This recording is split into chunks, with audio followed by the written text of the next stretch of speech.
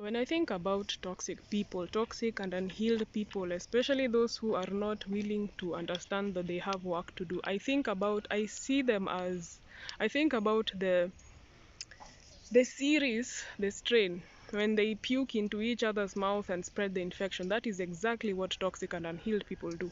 They puke into your head, puke into your head with whatever nonsense they have. And then you, this unsuspecting individual, you probably unhealed as well, or working on yourself, you take on that puke. You take on the puke, thinking that this person is so knowledgeable that surely, whatever they're saying about me must be true. You know, I think about myself, and there's such a huge gap between who I used to be and who I am now. And I just think to myself that, if if I didn't live, I would have died. I would have died. I would have died. I would have died. Do you understand that? I would have died a death. That's it. I would have died. I would have died.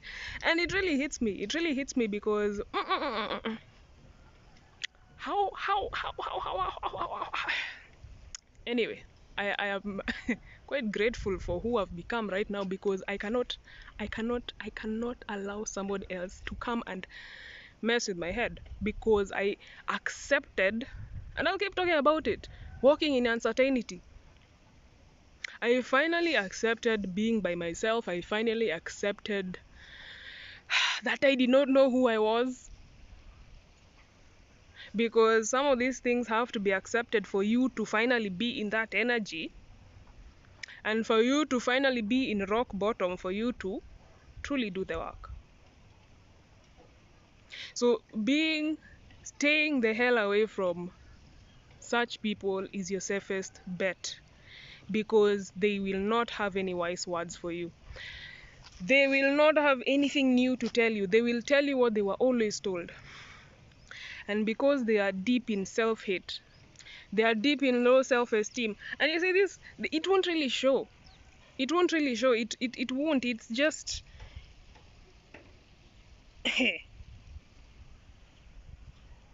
it's something that you have to peep for yourself.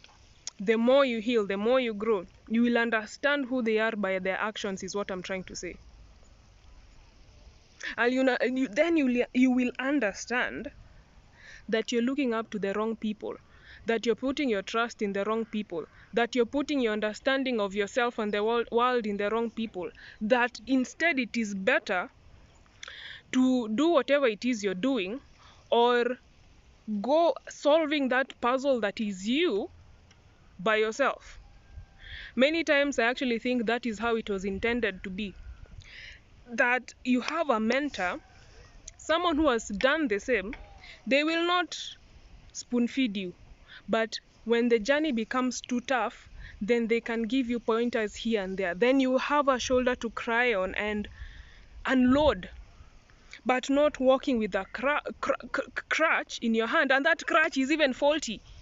The faulty crutch is this individual who is permanently in limbo in their heads, never grown up, never healed. They do not want to do that. And so you'll put yourself at risk. You'll put yourself at risk. You see, the thing with leadership, poor leadership is catastrophic.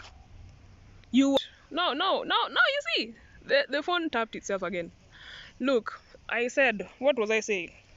If you look at, no, I was talking about how devastating poor leadership can be.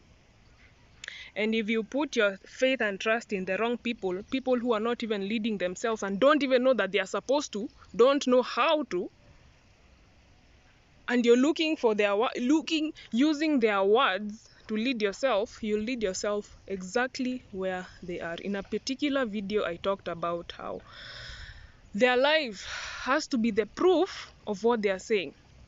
How can you listen to people whose lives you do not admire, whose character is questionable? Poor leadership will drag you to the pits of hell. Do not do that to yourself, friends.